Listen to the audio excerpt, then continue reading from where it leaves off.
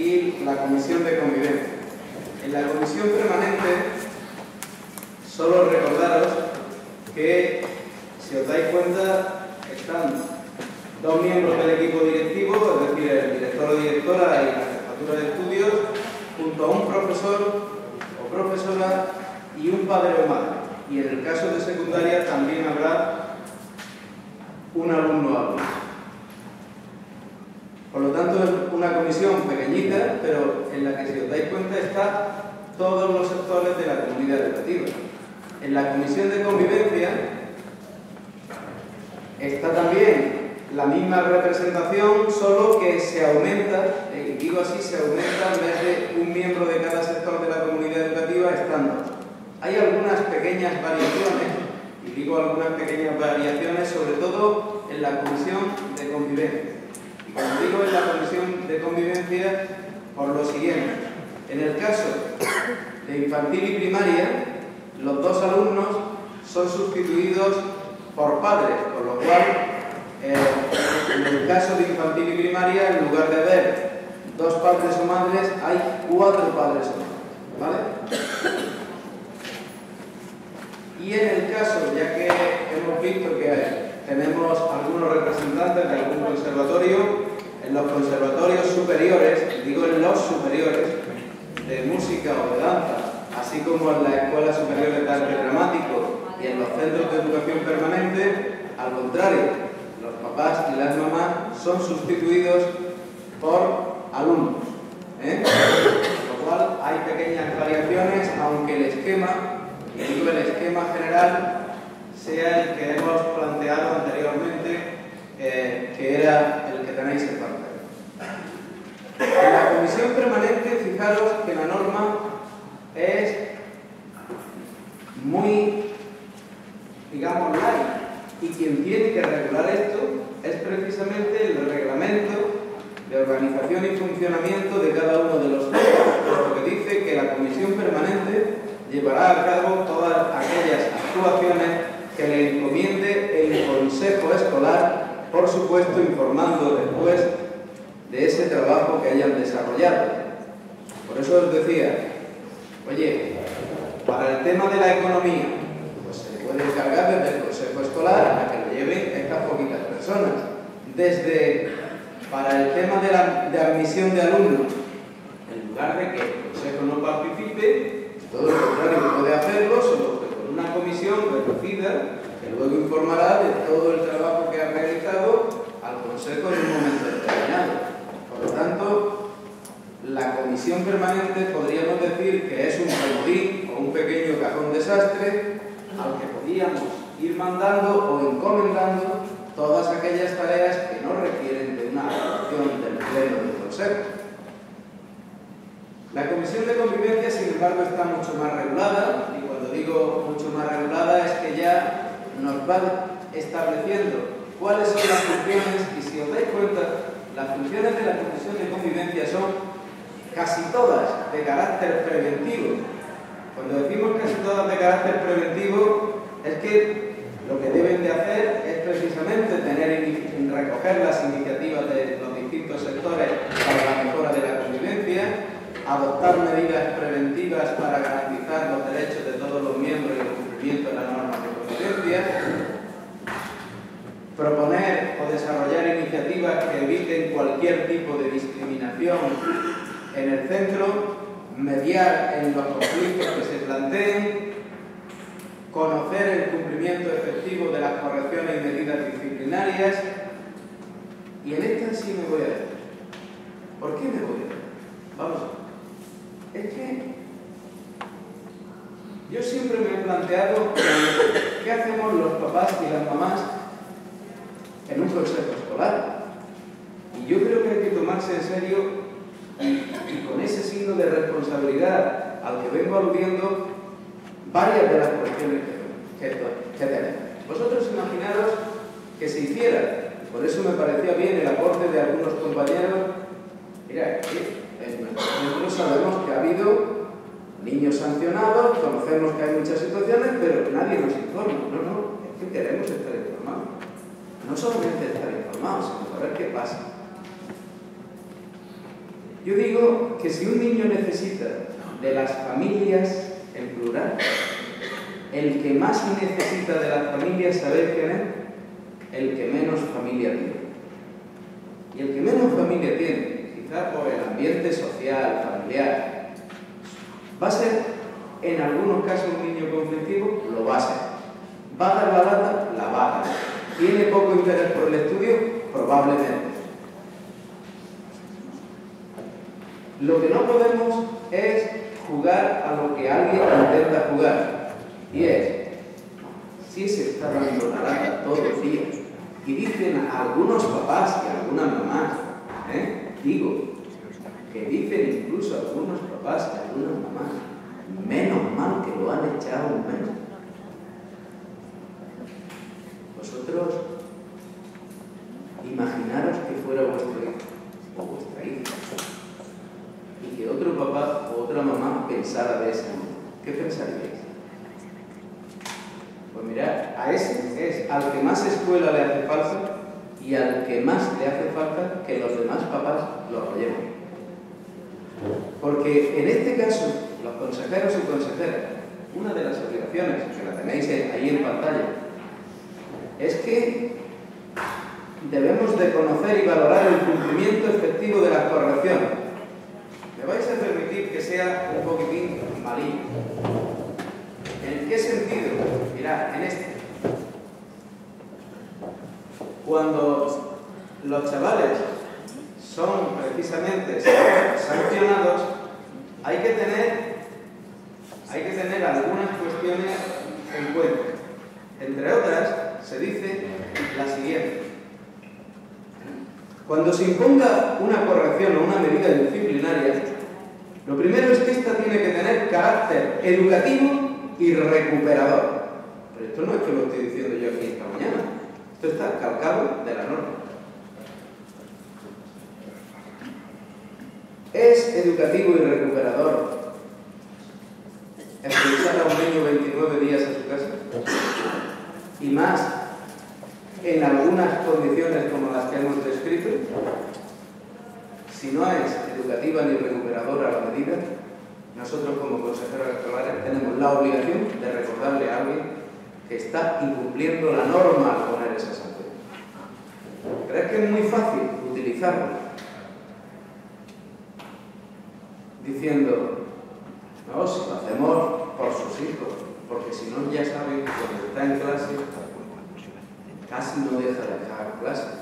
¿No? Pues si no tiene que estar en clase, puede estar en el centro, atendido por otros profes o por el orientador o orientadora del centro, dándole el apoyo necesario. Y con otra cuestión importante, dice la norma que cuando se expulsa a un alumno, este tiene que seguir con su proceso educativo. Ostras, para seguir con su proceso educativo significa que este niño tiene que recibir de forma sistemática qué es lo que se está trabajando en su clase, cuáles son las tareas que tiene que ir haciendo y alguien se las tendrá que corregir, ¿no? Habría que preguntarle a la dirección del centro que cómo está haciendo eso. Esta es la obligación de los consejeros. Y si no estamos dispuestos a que eso sea así, pues a lo mejor esa medida no se puede poner. Lo dice el punto primero. Dice que las correcciones y las medidas disciplinarias, cuando se pongan, en ningún caso los niños pueden ser privados del ejercicio de su derecho a la educación. Un niño que es expulsado durante un mes no está perdiendo su derecho a la educación si lo dejamos que campe por su lado. Por lo tanto, aquí habría que tener mucho cuidado. Y aquí tenemos responsabilidades. Insisto en las responsabilidades que tenemos como consejeros y consejeras. Y más, si para colmo he sido nombrado o nombrada miembro de la Comisión de Convivencia. Fijaros, lo malo, y me vais a permitir que lo cuente una o 27 veces más, porque yo creo que no por mucho contarlo deja de producirse. Llegamos al consejo escolar. Somos elegidos consejeros y consejeras.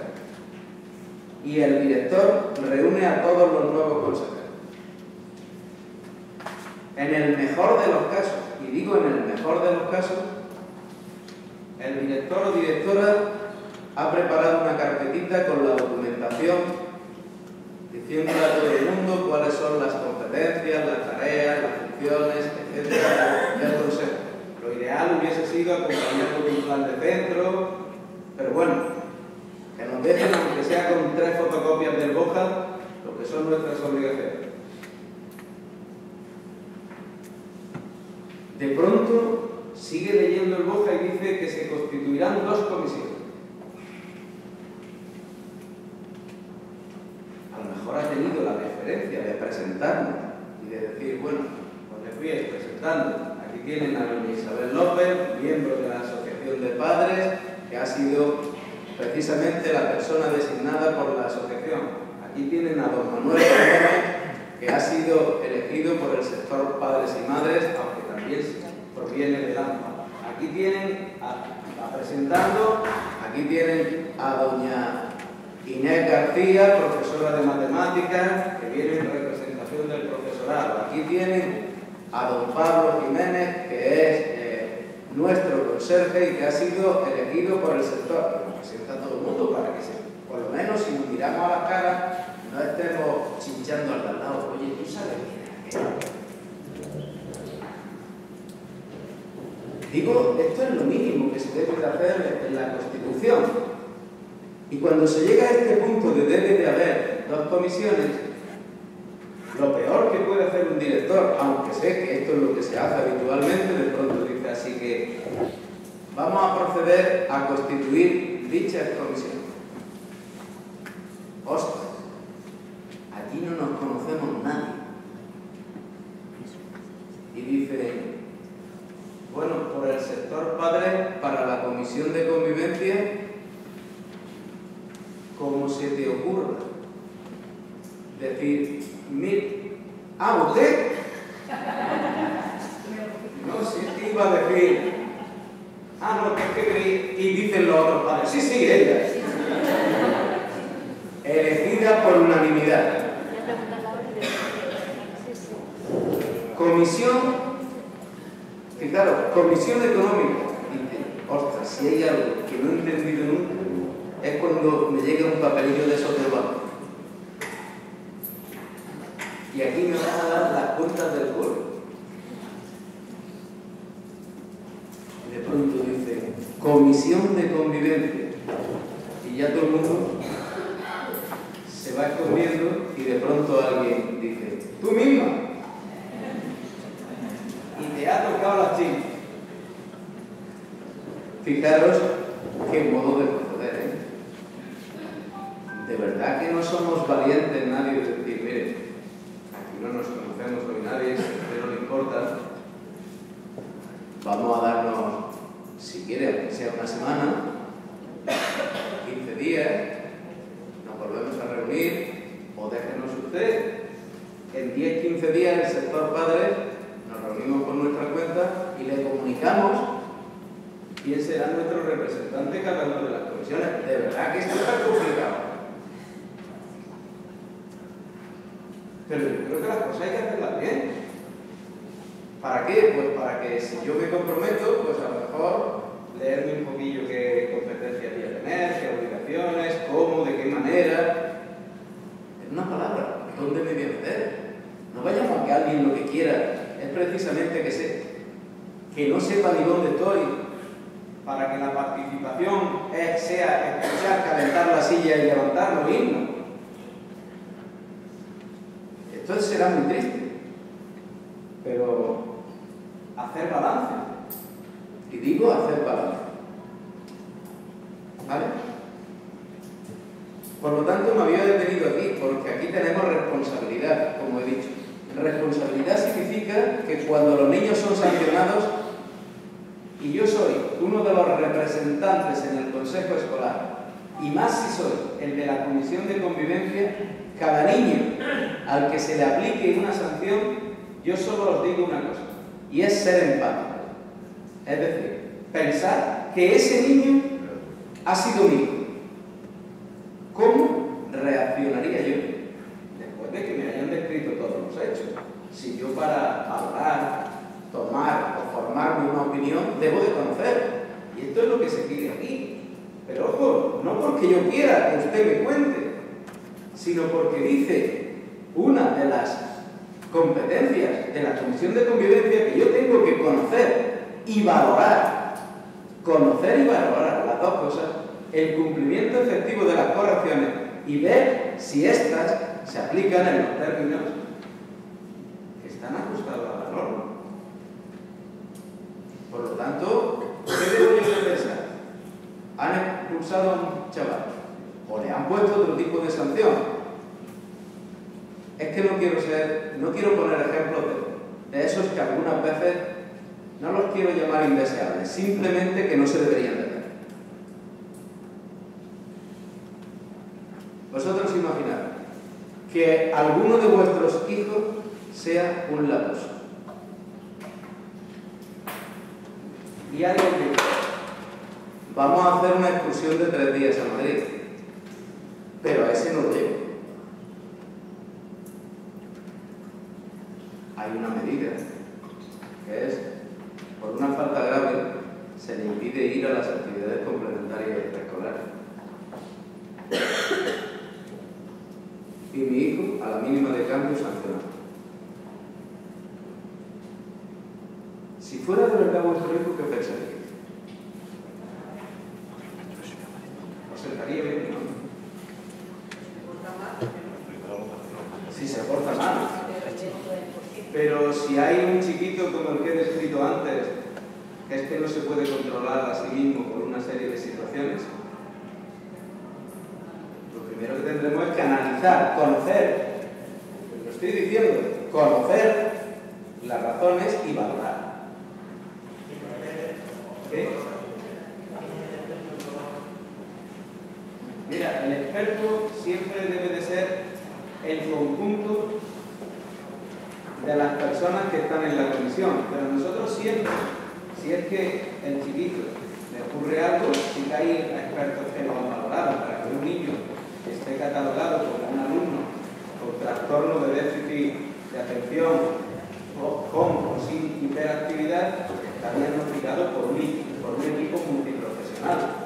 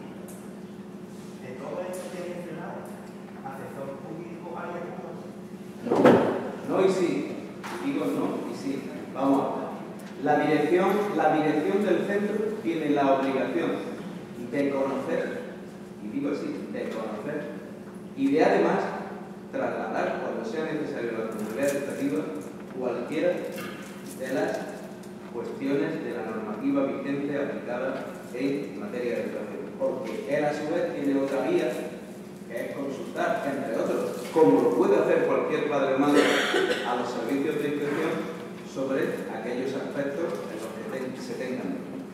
Si yo he convocado un consejo escolar en el que hay 4 puntos que necesitan de una base normativa, lo que hay que hacer es ir con esa base normativa, pero no yo solo, debería de proporcionársela también a los demás. Sí, sí, pero pero las normas son... No, pero son las que nos hemos dado.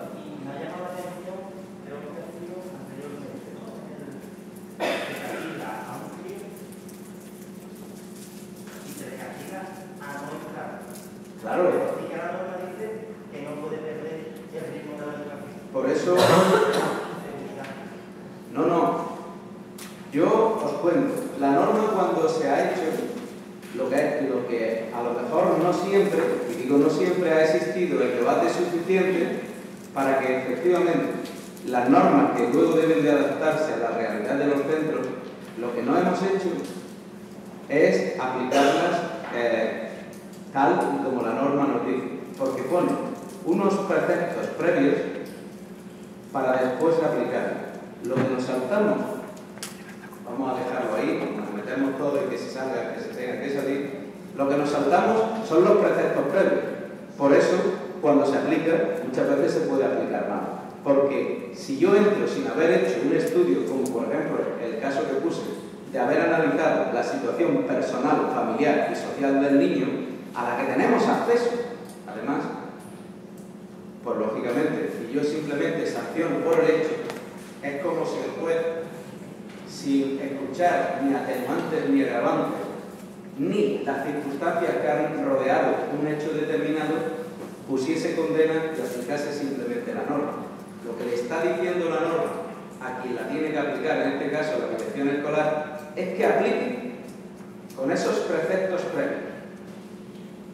Y nos deja a nosotros como garantes de que así lo está haciendo. Por eso os decía antes, ostras, esto nos está poniendo en una tesitura de responsabilidad muy fuerte. Todo esto que mostramos, que está escuchando, no se puede hacer todo más Hombre, fíjate cómo hace la luz. ¿Es verdad? Tú estabas en la escuela, tú eras en la escuela, te expulsan, o por lo mejor puede decir un maestro gilipollas, porque está aquí para el lado. Ahora tú estás en la mili y vas a hacer algo malo y te dejan 2 días encerrado. Eso es lo que tienes que hacer con los chiquillos. Totalmente de acuerdo contigo. Y eso es lo que me estás diciendo. Aquí me está diciendo que luego la vida, y eso es lo que me está pidiendo, eso es lo que tienes que hablar. En eso totalmente de acuerdo contigo. Te voy a contar en el tiempo que llevo trabajando con Codapa, me parece que una de las primeras cositas que hicimos hará unos 20 y tantos años era un librito de una compilación normativa breve para los papás y para los consejeros y consejeras. Esa compilación breve tuvo una segunda fase que se convirtió en 5 libritos. Al final, como bien sabéis, tenemos una guía dentro de la página de Codapa, porque dependiendo de la temática que vayas a tratar, léete no una, sino unas cuantas normas. Y menos mal que le hemos quitado la letrilla de boca, la hemos puesto en nuestro tiempo de letrilla. Totalmente de acuerdo de que la normativa debería de ser mucho más simple de lo que es. Pero esta es la realidad que tenemos. Y yo lo que me gustaría es que os fueseis, sobre todo, con una buena sensación, que es la siguiente. A lo mejor como consejero y consejera no voy a saber toda la norma. Es bueno que sepa dónde está para tenerla como referente en un momento determinado para consultarla. Pero lo que sí me gustaría que os llevarais es, ostras, lo que yo sí me tengo que saber son las 10 u 11 competencias que tengo. Y si sobre alguna de ellas creo que tengo que arañar un poquito más, voy a arañar. Sobre lo demás, que otros compañeros en todo caso se preocupen. Pero sobre las que tenemos como consejeros, tenéis que tener fortaleza, porque hay que ir a un centro asumiendo una responsabilidad que es la de que representamos, en muchos casos, no a los papás. Porque los papás a su vez son representantes de los niños, a quienes estamos allí salvaguardando. Es qué es lo que deseamos en materia de educación para nuestros hijos. Y no porque el otro sector de la comunidad lo haga mal ni bien, sino porque queremos ser garantes de que todo lo que se hace en el centro se hace bien o muy bien. Esto es lo que deberíamos a lo mejor de sacar como conclusión, pero sobre las 10 o 15 cositas que cuando terminemos el día de hoy digamos tengo responsabilidad, que os vayáis con la idea de que esas sí que las quiero tener como una chuleta que cada vez que me convoquen yo quiero mojarme. Y quiero no solamente mojarme, sino recordarle a alguien, como decía un compañero y alguna compañera, oye, de esto que hay, no por nada, sino porque es una de mis responsabilidades y yo quiero saber qué se está haciendo en este sentido.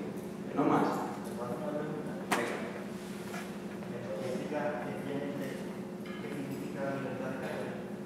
Bien, la libertad de cátedra tiene dos acepciones. Vamos a ver. La libertad de cátedra se crea, y es un derecho constitucional, se crea precisamente para el ámbito universitario. Sin embargo, alguien ha querido extrapolarlo al ámbito de la educación obligatoria. Y sin extenderme mucho, pero si tienes interés, también lo podríamos proporcionar, y sobre todo hay un catedrático de Derecho en Granada que se llama Ventura, que ha estudiado bastante este tema, donde se llega a decir que la libertad de cátedra se acaba donde empieza el derecho del niño en educación obligatoria. Es decir, en educación obligatoria la libertad de cátedra está en que ciertos documentos técnicos, y si hiciésemos un recorrido sobre qué ha pasado con los consejos escolares en los últimos tiempos, los consejos escolares han perdido muchas competencias. Algunas, si queréis, las podríamos llamar lógicas.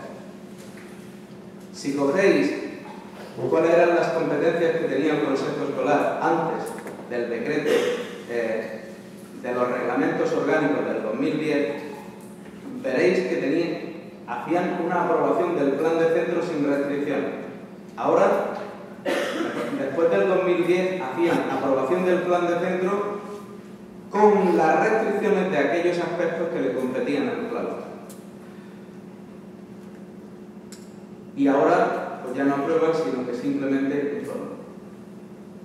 El que se le dejara algunos aspectos al claustro es porque se entiende que ellos son los técnicos. Y entonces, ¿qué se le dice al técnico? Mire, la parte de currículum, que son las programaciones didácticas, es decir, cómo se va a dar ese currículum y cómo se van a trabajar las distintas unidades didácticas que tenga esa programación didáctica, eso es competencia del claustro, porque es un documento técnico. ¿Y qué dice toda la jurisprudencia que tenemos sobre libertad de cátedra,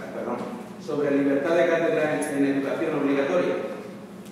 Que ahí es donde tiene que volcar el profesorado su libertad de cátedra, en realizar unas programaciones, volcando el ámbito científico-didáctico, así como teniendo en cuenta las características de los niños y las niñas, y desarrollar unas programaciones didácticas adecuadas para ellas de acuerdo al currículum vigente. Ahora bien, cuando ya está el currículum puesto en el plan de centro, a partir de ese momento comienza el derecho del niño. Y dice, y además es curioso, si queréis lo busco en un momentico en internet para que veáis que la frase es lapidaria. Dice, una vez realizadas las programaciones didácticas, todo el profesorado se sujetará al desarrollo de las mismas. Es decir, se ha acabado a partir de ese momento la libertad de cátedra. He tratado de ser lo más sintético que he podido. No, pero ya esta la cerramos, ya las demás las hacemos aquí. Pero digo, más sintético imposible. No, lo decía relacionado con la pregunta del compañero en cuanto a los criterios de evaluación. Los criterios de evaluación son normas, con lo cual no son caprichosos, ni puede hacer un profe lo que quiera. Primero, vienen en norma, el centro lo único que puede es adaptarlo a través de sus programaciones didácticas y dice además que en las programaciones didácticas estarán los criterios de calificación de acción. una vez puestos ahí, todos los profes de ese departamento o de ese ciclo en primaria tienen que sujetarse a lo que viene establecido en esa programación. Ningún profe puede evaluar como él quiera, sino de acuerdo a los criterios de evaluación y de calificación establecidos en las programaciones didácticas. Viene en consonancia con la síntesis que te he hecho de la unidad. ¿Vale? Pues por ahí va la cosa. ¿De acuerdo? Bien. Por lo tanto, no sé si estáis viendo. Volvemos a la comisión de convivencia. En la comisión de convivencia tenemos casi todas las medidas son preventivas. En alguna de seguimiento como esta de las correcciones que se hayan impuesto. Esta es la que hemos comentado en la primera parte. La comisión tiene que proponer al Consejo medidas que estime pertinentes para la mejora y dar cuenta al Consejo al menos 2 veces a lo largo del curso de las actuaciones que ha realizado, así como de las correcciones y medidas disciplinarias impuestas. Y otra es la de realizar el seguimiento de los compromisos de convivencia. Me centraba mucho al principio, en la primera parte, en los educativos, porque quería dejar precisamente para esta parte, porque el seguimiento de los compromisos de convivencia debería de hacerlo la comisión de convivencia dentro del seno del Consejo Escolar. Por lo tanto, no sé si os dais cuenta, cualquiera de nosotros debería de decir, yo tengo unas competencias como consejero escolar, pero si además me han nombrado dentro del mismo miembro de la comisión de convivencia, tengo algunos añadidos más que tengo que tener presente. Y esto es lo que os deberíais de llevar como clave fundamental de en qué me debo de centrar y en qué me debo de preparar para desarrollar una labor lo mejor posible dentro de mi centro. Bien. Pero ¿se terminan todas las convivencias ahí? Perdón, todas las competencias ahí. No. La propia normativa habla de otras competencias. Y hemos comentado antes que habrá una comisión. Esta norma se está, como os he dicho, reelaborando ahora. Una comisión para la selección de directores y directoras, donde hay miembros del Consejo Escolar. De igual modo tenemos lo que se denomina el equipo de evaluación. Y ahora me detengo. El equipo de evaluación es un equipo que hay que nombrar dentro, y digo así, dentro del seno del Consejo Escolar, y es el encargado de elaborar la memoria de autoevaluación y hacer el seguimiento de la misma. Y yo, el compañero que ha preguntado hasta 2 veces, ha habido algo que me he guardado 2 veces en la cartuchera porque quería llegar hasta aquí. Las propuestas de mejora, fíjate si tienen que ser públicas. Que si no, si tú estuvieras dentro del equipo de evaluación y alguien te dice que eso es privado e interno, ¿cómo voy a hacer yo seguimiento de las propuestas de mejora? ¿Me estás entendiendo? Pero quería llegar aquí. Y esta es una comisión, en este caso en vez de llamarse comisión se llama equipo de evaluación, donde está en primaria el director o directora, el jefe o la jefa de estudios y los coordinadores de ciclo, junto con un miembro de cada uno de los sectores de la comunidad educativa. En secundaria está formado por el director o directora, el jefe de estudios, un departamento nuevo que se llama de FIE, de Formación e Innovación y Evaluación Educativa. En el caso de los conservatorios se llama, en vez de FIE, FOEI, Departamento de Formación, Orientación, Evaluación e Innovación Educativa, y un miembro de cada uno de los sectores de la comunidad educativa. Y debe, desde el inicio de curso, que es donde se hacen las propuestas de mejora, tienen que ir haciendo un seguimiento de las mismas a lo largo del curso y hacer una valoración al final del mismo. ¿De acuerdo? Por lo tanto, además hay 2 comisiones más. La hacemos al curso. Bueno, era el FOIE, que lo pongo. y secundaria, ¿vale?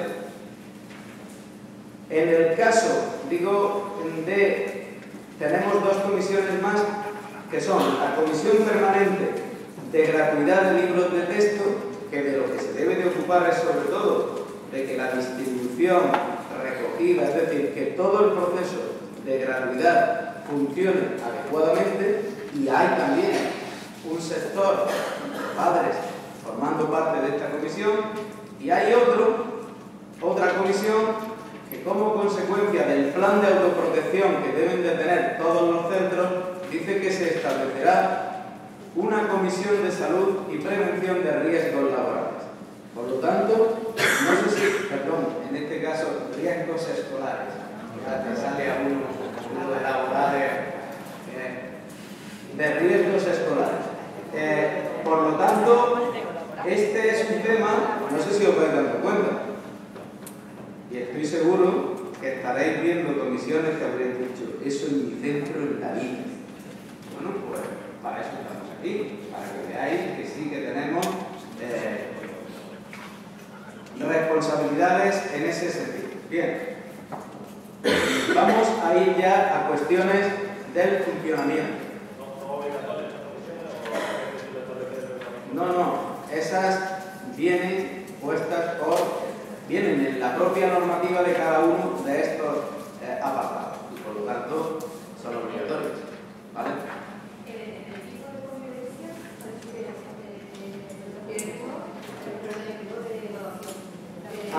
Evaluación.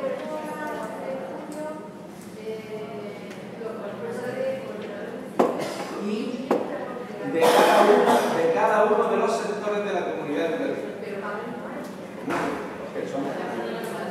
Somos un sector, somos el sector padre y madre. ¿Cómo que no es obligatorio? Es obligatorio desde el año 2011. Ahora si queréis, y nos podemos ir a internet, os llevo al sitio exacto para que lo tengáis, ¿vale? Y para que no. Pues no os quedéis de ninguna manera, esto así es como tendría que estar funcionando, ¿vale? Bien, nos vamos, como os decía, a ver ya el funcionamiento del Consejo y algunos aspectos que son importantes. Dice que las reuniones de los consejos escolares deben de celebrarse en el día y con el horario que posibiliten la asistencia de todos sus miembros y en todo caso en sesión de tarde que no interfiera el horario lectivo del centro. Por lo tanto, queda claro que los consejos escolares se deben de hacer en sesión de tarde.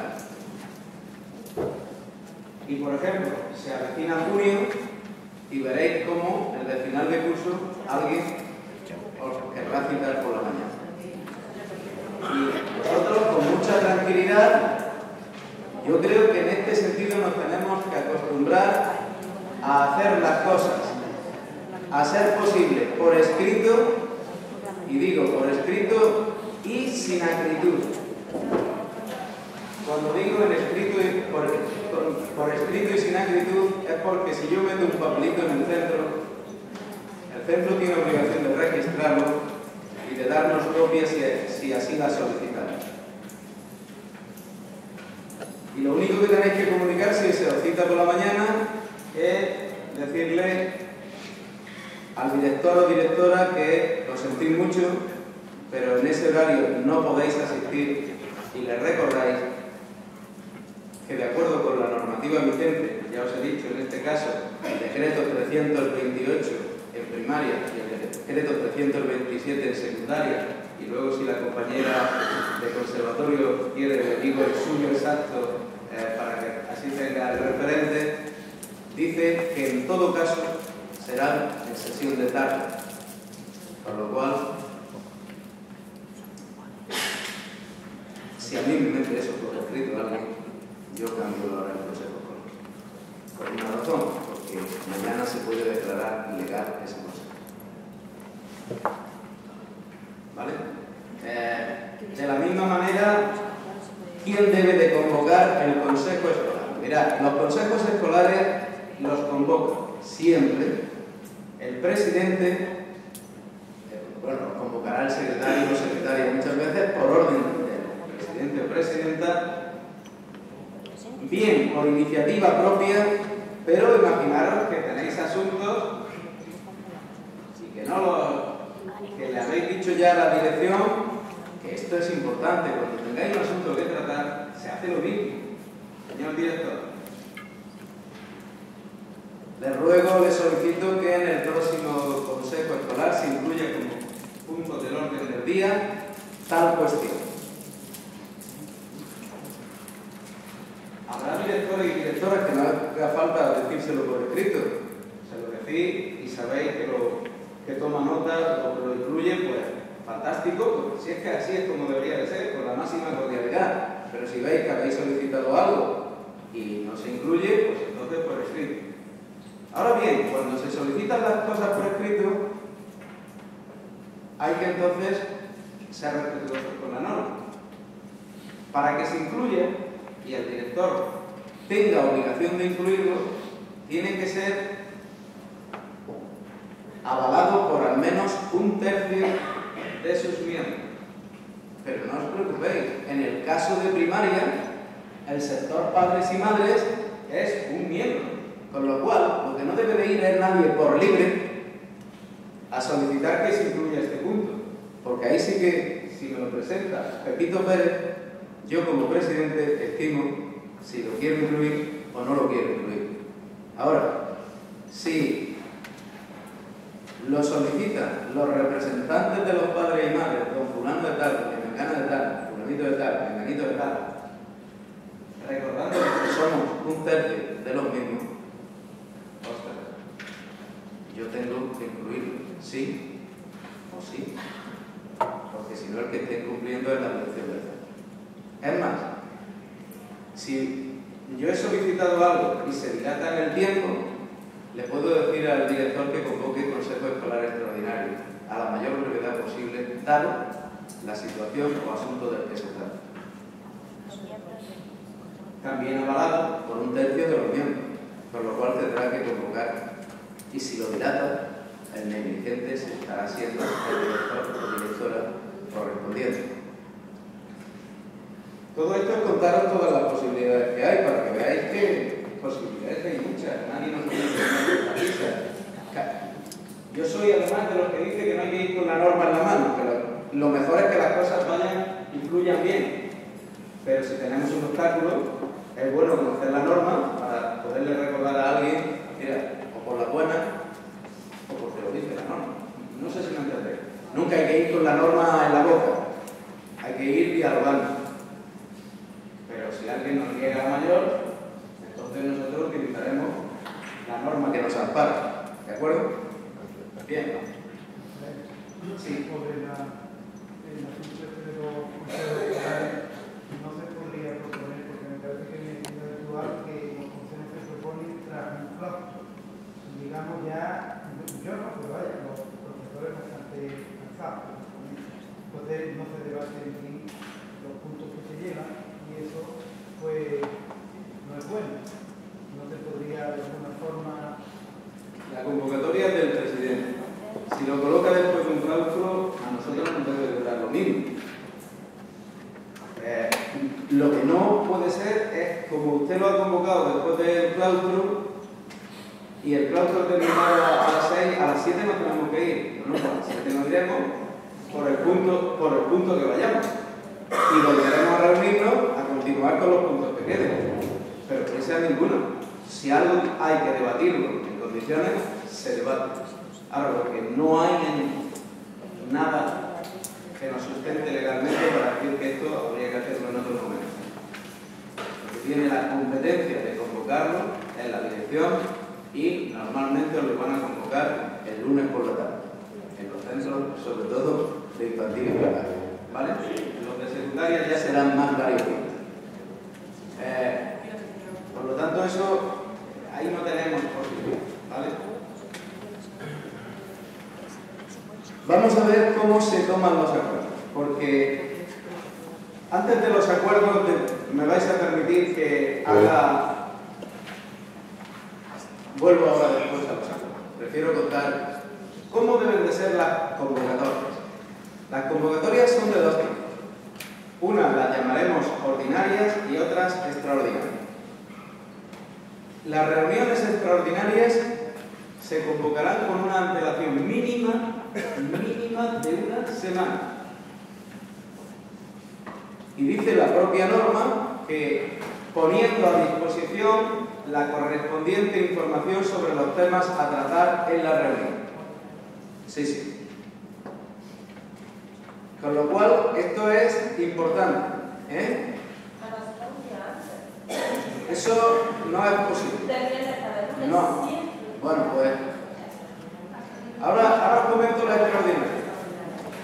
La extraordinaria, con una antelación mínima de 48 horas, pero pone una condición: cuando la naturaleza de los asuntos que hayan de tratarse así lo aconseja.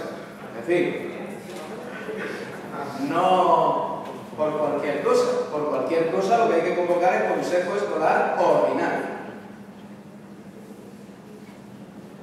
Y entonces será con una semana de antelación y enviando toda la documentación pertinente. Las convocatorias se deben de hacer formalmente. Cuando digo formalmente es por el cauce que garantice que llegue a nuestras manos. El cauce no son nuestros hijos.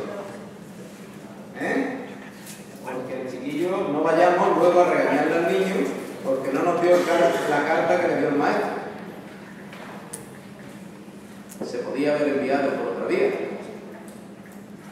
¿Vale? Y hoy hay muchas vías. Hoy se puede mandar un correo electrónico donde se te diga: esta es la convocatoria, aunque te la hemos mandado por correo ordinario. La del correo ordinario me llegará como el correo llegue. Pero yo ya la he podido tener 15 días antes, si me apuro. Por lo tanto, hoy hay múltiples medios para enviar una convocatoria y hacer que la podamos tener con una antelación mínima de una semana y con la documentación o información que sea necesaria a nuestra disposición. Cuando se dice a nuestra disposición, es que no se puede decir que se enviará. Imaginaros aprobación del presupuesto y justificación del gasto. Para hacer la justificación del gasto, la documentación que está a nuestra disposición son todas las facturas. Eso no se puede mandar, no sé si lo entendéis. Ahora sí, que si alguien va y dice que las quiere ver, tienen que estar a disposición del consejero o consejera escolar que así lo desee. ¿Vale? Esto... Sí.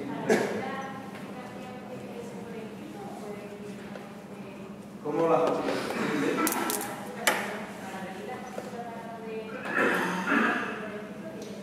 Tú te puedes personar porque durante esa semana deben de estar a tu disposición. ¿El horario de exposición es del consejero escolar o las exposiciones del horario del centro? Porque, por ejemplo, si trabajo mi disponibilidad es un miércoles a partir de las 8:30 de la tarde. Lo que haremos, volvemos a lo de siempre. El centro tiene un horario que tiene que estar aprobado. Y entonces habrá que ajustarse al horario del centro. No del horario lectivo, sino del centro. Los horarios, en los centros tiene que haber fijados 3 horarios. El horario del centro, el horario del profesorado y el horario del alumnado, que no tienen que ser iguales en ningún caso. A nosotros se nos debe de poner la información a disposición, si es que no se nos manda, en el horario del centro. Ahora bien, lo que sí debemos de hacer, vuelvo a decir lo que he dicho antes, los padres debemos de ser un colectivo, no personas individuales. Yo no puedo ir, oye, Encarni, ¿te importa ir tú esta tarde? Y sobre todo este capítulo económico que hemos visto, ver qué pasa y tal. No sé si me entendéis. Si esto es una cuestión de esa parte de organización, os quiero comentar mañana, precisamente, que si nos organizamos bien, tendremos muchas posibilidades. No que estamos muchos y a veces haciendo guerrillas cada uno por sí. Y eso no contribuye a la mejora. Pero de eso prefiero que lo toquemos. Es muy importante, digo muy importante, lo de la convocatoria. Hay una cuestión. que no siempre es legal. Digo que no siempre es legal. Pero yo os la voy a contar tal y como lo explicita la legalidad. ¿Qué dice la normativa? La normativa dice que para que se pueda constituir un consejo, tienen que estar siempre el presidente o la presidenta, el secretario o secretaria y aquellos que legalmente los sustituyan, dice, y la mitad, al menos, de los miembros del consejo escolar. Esto es siempre. Al presidente, que es el director, lo puede sustituir la jefatura de estudios, el secretario puede ser cualquier persona, en este caso profesor, que nombre el presidente, si es que estuviese enfermo. Por eso os digo, ellos siempre tiene que estar la presidencia, la secretaría y las personas que lo sustituyan, y al menos la mitad de los miembros del consejo escolar. ¿Qué ocurre si no están todos estos miembros? La normativa dice que entonces no hay quórum. Cuando no hay quórum, se vuelve a convocar el consejo en el plazo de 48 horas. Ahora bien, la propia norma establece que se puede establecer en los reglamentos de dicho órgano cuándo será la segunda convocatoria, y de esa manera ya está para siempre. Pero eso tiene que estar en el reglamento del centro, y si no está, entonces no se puede hacer lo que voy a decir, que puede que lo hagan en algunos casos. Habréis visto que hay algunas órdenes del día que dicen: se le convoca a las 6 de la tarde en primera convocatoria y a las 6:30 en segunda. Para hacer eso tiene que estar contemplado en el reglamento del centro, y eso lo permite la ley 30/92. Y dice que se puede hacer una convocatoria en un plazo no superior a las 48 horas. ¿Qué es lo que hace el presidente? Meter en el reglamento que si en la primera convocatoria no estuvieran los miembros, se podrá convocar una segunda convocatoria a la media hora siguiente. ¡Ostras! Y ahí corremos muchos riesgos. Porque dice, ¿qué dice la norma entonces? Dice que en la segunda convocatoria, para que pueda celebrarse el consejo, bastará con que esté el presidente, el secretario y quienes acudan. Y esto pasa, os voy a contar algo que lo conocéis muy bien. La reunión de la comunidad de vecinos. Se espera a la media hora de rigor, y a la media hora de rigor hay 4. Y los 4 dicen que van a cambiar la escalera de arriba a abajo y se cambia de arriba a abajo. No sé si me estáis diciendo. Pero hombre, que somos 60 vecinos. Esto es lo que se ha acordado. Pues aquí pasa igual. Si está prevista la segunda convocatoria, ya es con los miembros que estén en ese momento. Y eso es un riesgo. Con esto, ¿qué os quiero decir? Cuando uno es consejero, también asume todas las responsabilidades. Diréis, vaya repaso que me está dando Rafael hoy. Pero de esto se trata. Por lo tanto, esta cuestión es importante, ¿vale? Sí. A las 2 estamos. No. Vamos a ver cómo... Perdonad. Vamos a ver cómo se acuerdan... Perdonad. Cómo se acuerdan las cosas en consejo. En consejo, todos los acuerdos se hacen por mayoría. Nosotros, cuando la norma no dice nada, estamos hablando siempre de mayoría de votos. ¿Qué es mayoría de votos? La mitad más 1 de los asistentes en ese momento. Ahora bien, puede haber otras mayorías cuando así lo determine la normativa específica. Os voy a poner un ejemplo de directores por la que probablemente hayáis tenido que pasar algunos de los miembros que aquí estáis. Los directores y directoras, Si están en prácticas, tienen que ser evaluados. Y si cumplen, que ha dicho que me voy a referir, cuando cumplen un periodo, el periodo se cumple a los 4 años, cada 4 años los directores, para poder renovar su cargo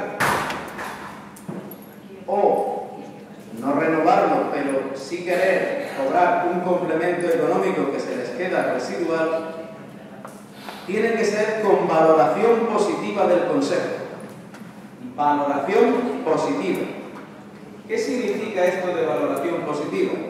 Que reunido el Consejo, en el que por deferencia, ya que se va a hablar de él, se retirará el director y será sustituido por la jefatura de estudios, dice la norma que se hará esta valoración por mayoría absoluta. Cuando se habla de mayoría absoluta ya no es la mitad de los que hay más uno, sino la mitad de los miembros del Consejo más uno. Es decir, que si el Consejo tenía 27 miembros, 14 han tenido que decir que sí. Rafael, es que había 16, con 9 serán bastantes. No. Mayoría absoluta es la mitad del número que componen el órgano más uno. En otro caso, que lo hemos visto, por ejemplo, cómo se puede revocar al director. Es decir, no nos gusta cómo está funcionando el grupo. Hablando en Román Paladino, queremos quitar a este director y que nos lo sustituyan por otro, mayoría de 2 tercios en este caso. Por lo tanto, estáis viendo que esto de que siempre se dice no, pues venga, se aprueba por mayoría. Primero, no debéis, por mayoría es cuando es un asunto normal. Cuando las cosas se aprueben por unanimidad, que sabéis que es muy fácil poner la palabra unanimidad, el secretario debería de escribir por unanimidad de los asistentes, no por unanimidad del Consejo. Para que haya unanimidad del Consejo es que tenían que estar presentes todos los miembros. Y otra cuestión importante, hay quien nos dan un orden del día y luego dice, bueno, hay un asunto que ha salido entre que les mandé el orden del día y tal, y convendría, ya que estamos aquí, votar. Ningún punto que no esté en el orden del día puede votarse, salvo una excepción que contempla la norma. Y es que dice la norma, solamente cuando estén todos los miembros presentes y acuerden que se pueda someter a votación, es la única vez que estando fuera del orden del día se puede someter a votación algo que no está en el orden del día. Por lo tanto, fuera del orden del día no se vota nada. Ruegos y preguntas, como su nombre dice, son ruegos y preguntas. Y de ruegos y preguntas no se acuerda nada. Solo se pueden hacer acuerdos sobre aspectos que están en el orden del día. ¿De acuerdo? Digo esto porque este es un asunto que da muchas veces quebraderos de cabeza. Fuera del orden del día no se puede acordar nada. Sé que hay varias palabras. Dejadme que me quedan 2 pinceladas y ya entramos en un turno de...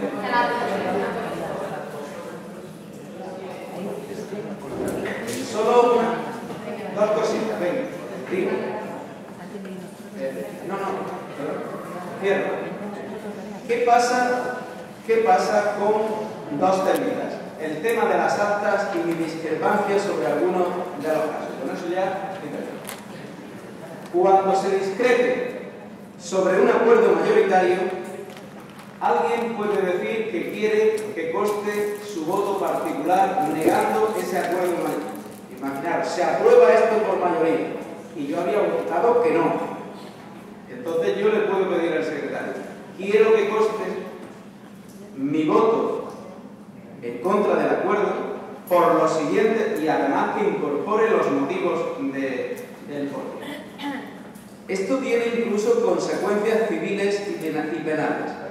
Dice la normativa lo siguiente: ningún miembro que haya votado en contra o se haya abstenido sobre un acuerdo mayoritario de un órgano tendrá a posteriori responsabilidad civil o penal sobre el mismo. Y esto es muy importante. La gente puede decir que los niños van a hacer una excursión atravesando Sierra Nevada durante 4 días. Yo digo, eso entraña peligro para los niños, pero al final dicen que se aprueba por mayoría. Yo digo que quiero que conste mi voto en contra, puesto que eso es exponer a una situación innecesaria a los niños, más los peligros que entraña. Mañana ocurre algo. Yo pediré que se saque el acta con mi voto en contra de ese acuerdo mayoritario. Aquello se aprobaría, pero no con mi voto. ¿De acuerdo? Pero como esto es todo, fijaros, hay muchas formas y los secretarios son que van aprendiendo de otras cosas. Vosotros imaginaros que yo llevo a aprobación la ley. No es lo mismo que se diga que las cuentas se aprobaron por mayoría de los miembros, a que, aunque se ponga incluso el número de votos, yo diga, no, yo es que quiero que conste mi voto en contra de la aprobación y los motivos por los que he votado en contra. Y es que he pedido que se hagan explícitos estos y estos temas, y el presidente no ha cedido. No sé si fuese el presidente a que ya no os gusta tanto la aprobación. No sé si me estáis entendiendo, pero esto está en la norma, que como está en la norma, nosotros lo que tenemos que hacer es ponerlo en marcha. Me voy a las actas, donde también sé que tenéis algunos problemillas algunas veces, sobre todo si pedís que alguien os dé un certificado de acta. Lo primero es que tiene que haber en el acta. En el acta dice la norma muy claramente que lo que tiene que especificarse son los asistentes, el orden del día de la reunión, las circunstancias de lugar y tiempo en el que se han celebrado, los puntos principales de las deliberaciones. Y los puntos principales de las deliberaciones son solo eso, los puntos principales. Pero no, fulanito dijo, menganito le respondió. Aquí no hay taquígrafo. Se recoge, se debatió entre los distintos miembros con 2 posiciones, A y B, y se acordó, vale, y ya no hay que escribir más, ni qué dijo fulanito, salvo, ya viene el salvo, Por lo tanto, los puntos principales de las deliberaciones y, como no, los acuerdos que se han adoptado. Ahora bien, cuando un miembro quiere que conste su voto, su abstención o su participación, tiene que solicitarlo al secretario. En ese caso, el secretario o el presidente pueden pedirte que eso se lo des por escrito y darte un plazo de 48 horas para que lo entregues. Y lo que tenemos que hacer en ese caso es hacerlo así. Y ahora bien, ¿qué derechos tenemos sobre las actas? Es que he solicitado una copia del acta y no me la dan. No hay obligación de dar copia del acta, como tal. Pero sí dice la norma lo siguiente, que es casi igual. Por eso hay alguna sentencia por ahí que dice que más vale que le dé usted el acta. Es lo que viene a decir el juez. Más vale que le dé usted el acta. Porque lo que dice la ley 30/92 es lo siguiente. Dice, cuando un miembro quiera certificación de alguno de los puntos, el secretario tiene obligación de darse, incluso de actas no aprobadas, como puede ser la última. Dice, en cuyo caso así se hará constar que este acta aún no está aprobada. Cuando alguien ha pedido copias de las actas y no se las han querido dar y han llegado a los tribunales, ya son varios los tribunales que se han pronunciado. Pero recuerdo una sentencia muy curiosa de Valladolid, donde dice el juez lo siguiente. Dice, mire, no entiendo, presidente, cuando se niega a que se le dé copia de acta a uno de los miembros del órgano, porque éste lo podría haber solicitado de otra manera. Señor secretario o señor presidente, deme usted copia de todos los puntos del orden del día. Dice, en este caso tiene la obligación de darle una certificación de cada uno de los puntos. Y dice el juez, dice, la suma de todos los puntos, no es el acta de la sesión. ¿Qué deja entrever el juez? De acuerdo con la norma, es certificación de cada uno de los puntos. Pero yo tengo entonces otra potestad. Señor secretario, señor presidente, le ruego me envíe certificación de todos los puntos del acta celebrado de la reunión del Consejo celebrado el día tal y tal. Usted tiene que enviar al final. Por lo tanto, yo siempre, tanto cuando tengo reunión con directores como ahora con vosotros, digo siempre que lo mejor es que alguien tiene algo que esconder. Si nadie tiene nada que esconder. Ahora, lo que no se puede hacer, salvo que alguien lo pida, no, es que aquí no viene mi participación, porque yo dije, mire usted, ni viene, ni va a venir. Porque la norma no obliga a ello. Si usted quiere que venga su participación, usted la pide explícitamente, el secretario tiene la potestad de decir que sí, me lo das por escrito y lo incorporaré. No sé si os dais cuenta. Está todo tipificado, reglamentado, está bien escrito. Con lo cual esas polémicas que algunas veces decís que tenéis con la acta y no las entiendo. No las entiendo porque esto es claro y meridiano. No sé si lo veis. ¿Vale? Bueno, pues yo había prometido callarme y me voy a callar. ¿Vale? Esto ya está aquí. Pero esta pregunta la anotamos si queréis, porque sí, a ver, tenemos